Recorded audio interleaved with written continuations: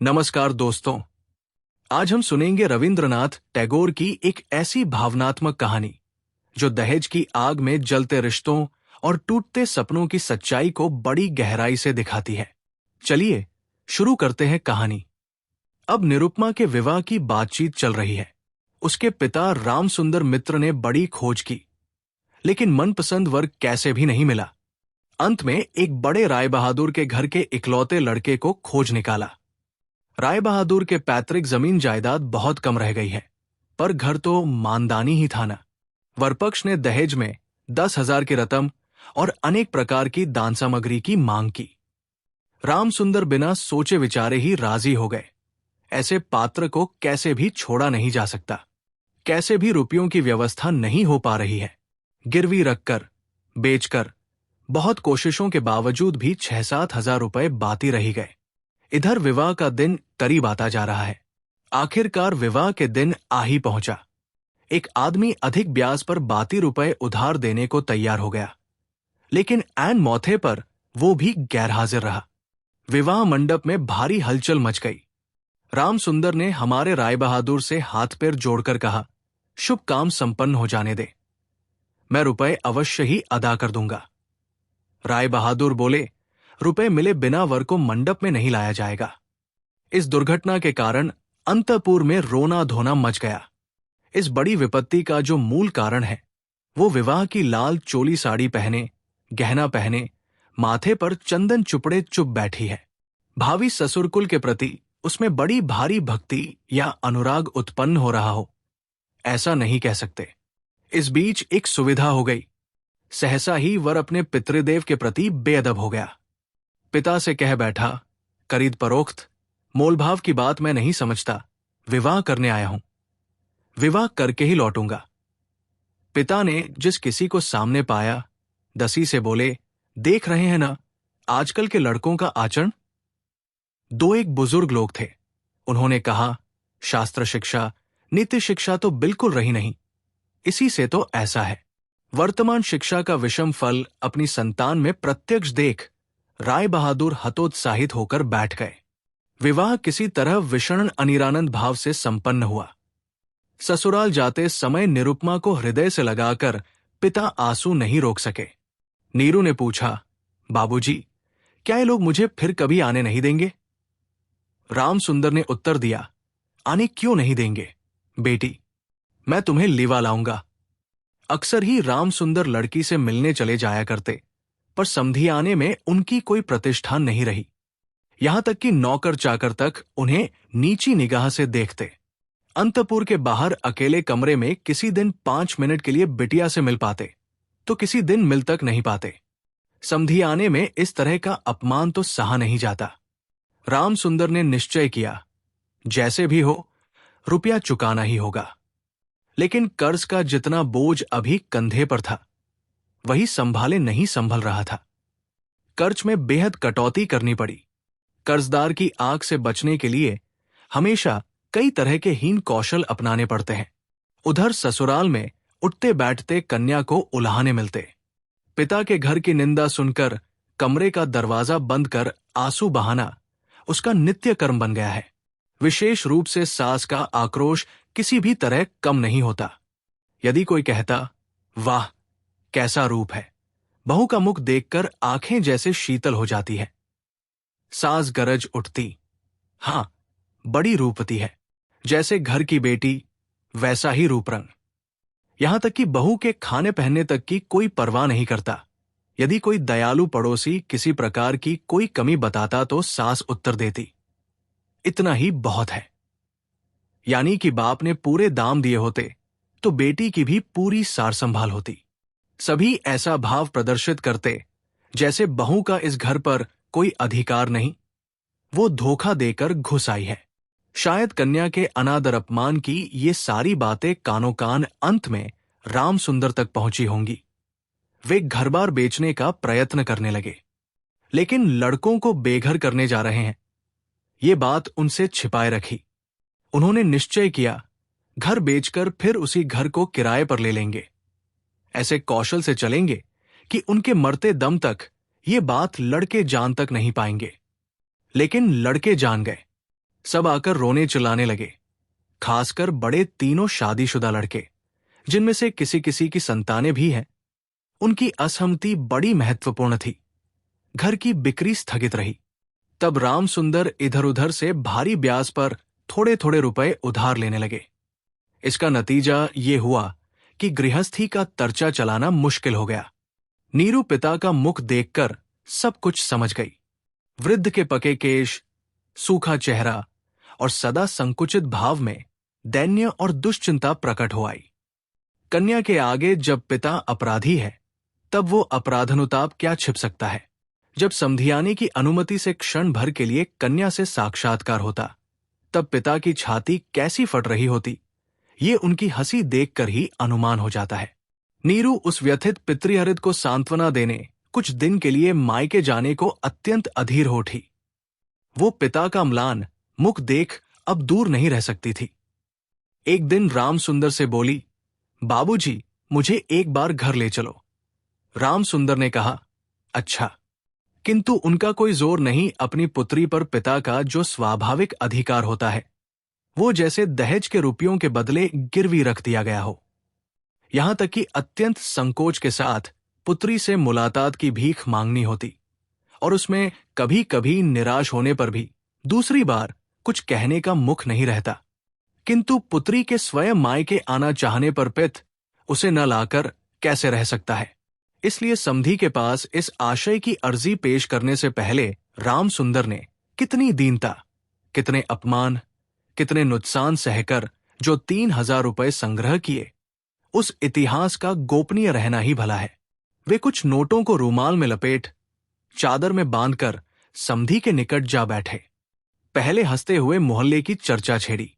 हरे कृष्ण के घर में बड़ी भारी चोरी हो गई, उसका आद्योपांत विवरण कह सुनाया। नवीन माधव और राधा माधव दोनों भाइयों की तुलना करते हुए राधा माधव की विद्या बुद्धि स्वभाव की प्रशंसा और नवीन माधव की निंदा की। शहर में एक नए रोग का आगमन हुआ, उस विषय में अनेक अजीबोगरीब आलोचनाएं की। अंत में हुक्का जमीन पर रखते हुए बातों ही बातों में बोले, अरे हा समधी जी, दरअसल वे रुपए तो बाती रह गए हैं। रोज ही सोचता हूं आते हुए कुछ साथ लेता आओ, लेकिन समय पर ध्यान ही नहीं रहता। अरे भाई, बूदा जो हो गया हूं। ऐसी एक लंबी भूमिका बांधते हुए अस्थिपंजर की 3 अस्थियों के समान 3 नोटों को अत्यंत सहज भाव से, अत्यंत लापरवाही से बाहर निकाला। केवल 3,000 के नोटों को देखकर राय बहादुर ने ठहाका लगाया। बोले, रहने दीजिए समधी जी, इसकी मुझे जरूरत नहीं। एक प्रचलित देसी कहावत का उल्लेख करते हुए बोले, छोटी सी बात के लिए वे हाथों को बदबूदार नहीं करना चाहते। ऐसी घटना के बाद कन्या को घर ले जाने का प्रस्ताव कोई जबान पर नहीं ला सकता था, केवल राम सुंदर ही थे, जिन्होंने सोचा, ये सब रिश्तेदारी का संकोच अब मुझे शोभा नहीं देता। मर्माहत हो काफी देर चुप रहने के बाद अंत में मृदु स्वर में बात चलाई। राय बहादुर ने बिना कोई कारण जताते हुए कहा, ये अभी नहीं होगा, और ये कहते हुए वे काम के बहाने उठकर चले गए। राम सुंदर पुत्री को मुंह न दिखाकर कांपते हाथों उन कुछ नोटों को चादर की खूंट में बांध घर लौट आए। मन ही मन प्रतिज्ञा की, जब तक सारे रुपए अदा करके निसंकोच कन्या के अधिकार की मांग नहीं कर सकेंगे, तब तक फिर समधियाने नहीं जाएंगे। बहुत दिन बीत गए। निरुपमा आदमी पर आदमी भेजती रही, पर पिता नहीं आए। अंत में रूठकर उसने आदमी भेजना बंद कर दिया। इससे राम सुंदर के मन पर भारी चोट पहुंची, लेकिन फिर भी वे नहीं गए। क्वार का महीना आ गया। राम सुंदर ने कहा, अब की पूजा में बेटी को घर लाना ही है, नहीं तो मैं चूब लंबी चौड़ी सी तसम खाई। पंचमी या षष्ठी के दिन चादर की खूंट में कुछ नोटों को बांधकर राम सुंदर ने यात्रा की तैयारी की। एक 5 साल के पोते ने आकर पूछा, दादाजी, क्या मेरे लिए गाड़ी खरीदने जा रहे हो? ठेला गाड़ी चढ़कर हवा खाने का बहुत दिनों का शौच है, पर किसी भी तरह उसे पूरा करने का उपाय नहीं सूझता। 6 वर्ष की पोती रोती हुई आकर कहती है, पूजा के अवसर पर निमंत्रण में पहनकर जाने के लिए उसके पास एक अच्छा कपड़ा नहीं है। राम सुंदर ये सब जानते थे। तंबाकू पीते पीते बूले ने इस विषय में काफी सोचा। जब राय बहादुर के घर से पूजा का निमंत्रण आएगा, तब उनकी बहुओं को अत्यंत मामूली गहनों के साथ अनुग्रह पात्र के समान वहां जाना होगा। इन सब बातों को सोचकर उन्होंने बड़ी गहरी सांस भरी, लेकिन इससे उनके भाग्य की वार्धक्य रेखा के अधिक गहरे अंकित होने के सिवाय और कोई फल नहीं मिला। दैन्य पीड़ित घर की क्रंदन ध्वनि को कानों में भरकर वृद्ध ने अपने समधी के घर में प्रवेश किया। आज उनमें वो संकोच का भाव नहीं, द्वाररक्षक और मृत्युओं के मुंह की ओर भी वो चकित सलज्ज दृष्टिपात दूर हो गया, मानो उन्होंने अपने ही घर में प्रवेश किया हो। सुना, राय बहादुर घर में नहीं है, कुछ देर प्रतीक्षा करनी होगी। मन के उच्छ्वास को न संभाल पा राम सुंदर ने कन्या के साथ मुलाकात की। आनंद अतिरेक से दोनों नेत्रों से आंसू बह चले। पिता भी रो रहे हैं, कन्या भी रो रही है। दोनों में से कोई भी बोल नहीं पा रहा है। ऐसे ही कुछ समय बीत गया।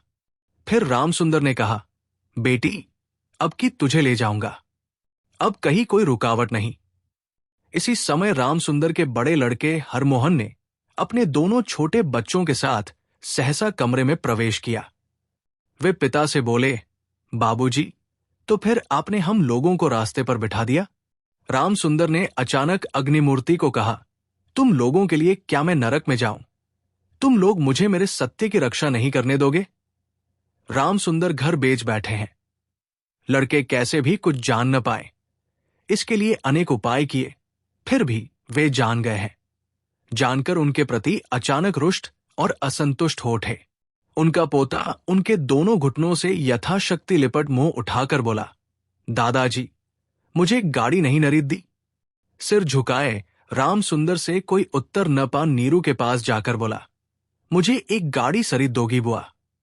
निरुपमा सारा मामला समझ गई। बोली, बाबूजी, यदि तुमने अब एक पैसा भी मेरे ससुर को दिया तो अपनी कन्या का मुंह फिर कभी नहीं देख पाओगे। तुम्हारी देह छूकर मैं ये कसम खाती हूं। राम सुंदर ने कहा, राम, राम, ऐसी बात नहीं कहते। फिर ये रुपए यदि मैं न दे पाऊं तो तुम्हारे पिता का अपमान और तुम्हारा भी। नीरू बोली, रुपया देना ही अपमान है, तुम्हारी कन्या का क्या कोई सम्मान नहीं? क्या मैं केवल रुपए की थैली भर हूं? जब तक रुपए है तब तक मेरा दाम है। नहीं बाबूजी, ये रुपए देकर तुम मेरा अपमान मत करो। इसके अलावा मेरे पति तो ये रुपए नहीं चाहते। राम सुंदर ने कहा, बेटी, तब ये तुम्हें जाने नहीं देंगे। निरुपमा बोली, न जाने दे तो क्या कर सकते हो, बोलो, फिर तुम भी ले जाने के लिए कुछ मत कहना। राम सुंदर कांपते हाथों नोटबंदी चादर को कंधे पर डाल चोर के समान सबकी आंखें बचाकर घर लौट गए। राम सुंदर रुपए लाए थे और बेटी की मनाही के कारण वे रुपए दिए बिना ही लौटा ले गए। ये बात छिपी न रही। द्वार पर कान लगा कौतूहल स्वभाव वाली दासी ने नीरू की सास के पास ये मबर पहुंचा दी। सुनते ही उनके क्रोध की सीमा न रही। निरुपमा के लिए उसकी ससुराल अब कांटों की सैज बन गई। इधर उसके पति विवाह के थोड़े दिनों बाद ही डिप्टी मजिस्ट्रेट होकर किसी दूर शहर में चले गए थे। कहीं संग दोष से नीरू को कुशिक्षा न मिले, इसी बहाने अब मायके के रिश्तेदारों से मुलाकात की बिल्कुल मनाही हो गई थी। इसी समय नीरू अत्यंत कठिन रोग से पीड़ित हो गई, पर इसके लिए उसकी सास को पूरी तरह से दोषी नहीं ठहराया जा सकता। अपने शरीर के प्रति वो अत्यंत लापरवाही बरत रही थी। कार्तिक महीने की ओस में रात भर सिरहाने का द्वार खुला रखती, जाड़े के दिनों में देह पर कपड़ा नहीं रखती, खाने पीने में कोई नियम नहीं मानती। दासिया जब अक्सर भोजन लाना भूल जाती, तब एक बार भी मुंह खोलकर उन्हें स्मरण नहीं दिलाती। वो पराये घर में दास दासी की तरह स्वामी स्वामिनी के अनुग्रह पर निर्भर हो रही है। ये संस्कार उसके मन में बद्धमूल हो रहा था। लेकिन इस प्रकार का भाव भी सास को सही नहीं था। यदि भोजन के प्रति बहू की किसी प्रकार की लापरवाही देखती तो सास कह उठती, नवाब के घर की बेटी है ना, गरीब के घर का अन्न इनके मुंह में रुचता नहीं। फिर कभी कहती, एक बार देखो तो कैसी बुरी शक्ल बना रखी है, दिन ब दिन जैसी जली सूखी लकड़ी सी हुई जा रही है। रोग जब गंभीर होता गया तब सास बोली, ये सब इसके नखरे हैं। आखिर एक दिन नीरू ने अत्यंत विनयपूर्वक सास से कहा, मां, मैं एक बार अपने बाबूजी और भाइयों को देखूंगी। सास बोली, ये मायके जाने का बहाना है, कहने का कोई विश्वास नहीं करेगा। जिस दिन संध्या के समय नीरू की सांस उखड़ने लगी, उसी दिन पहली बार डॉक्टर ने उसे देखा था, और उस दिन ही डॉक्टर के देखने का अंत भी हो गया। घर की बड़ी बहू मरी। खूब धूमधाम से अंत्येष्टि क्रिया संपन्न हुई। जिले में प्रतिमा विसर्जन समारोह के बारे में रायचौधुरियों की जैसी बड़ी लोक प्रसिद्धि है। बड़ी बहू की अंत्येष्टि संबंधी राय बहादुरों की बहुत कुछ वैसी ही ख्याति फैल गई। ऐसी चंदन काठ की चिता इस इलाके में कभी किसी ने देखी नहीं। ऐसे समारोह का श्राद्ध अनुष्ठान भी केवल राय बहादुर के घर में ही संभव था। सुना जाता है इससे उनके ऊपर कुछ तर्ज भी हो गया। राम सुंदर को सांत्वना देते समय उनकी बेटी की कैसे महासमारोह के बीच मृत्यु हुई, सभी ने उसका बड़ा विस्तृत वर्णन किया। इधर डिप्टी मजिस्ट्रेट का पत्र पहुंचा। मैंने यहां सारा बंदोबस्त कर लिया है, इसलिए मेरी पत्नी को भौरन यहां भेज दे। राय बहादुर की श्रीमती ने लिखा, बेटा, हमने तुम्हारे लिए एक दूसरी लड़की का रिश्ता तय किया है, इसलिए छुट्टी लेकर पौरन आओ। इस बार 20,000 का दहेज और हाथों हाथ अदायगी। और दोस्तों, यही थी रविंद्रनाथ टैगोर की वो दर्द भरी कहानी जिसने हमें फिर याद दिलाया, इंसान की कीमत दहेज से नहीं, उसके दिल से होती है। अगर कहानी ने आपके दिल को छू लिया हो तो इसे जरूर शेयर करें, और ऐसे ही सोचने पर मजबूर करने वाली कहानियों के लिए चैनल को सब्सक्राइब करें। फिर मिलेंगे एक नई कहानी के साथ। धन्यवाद।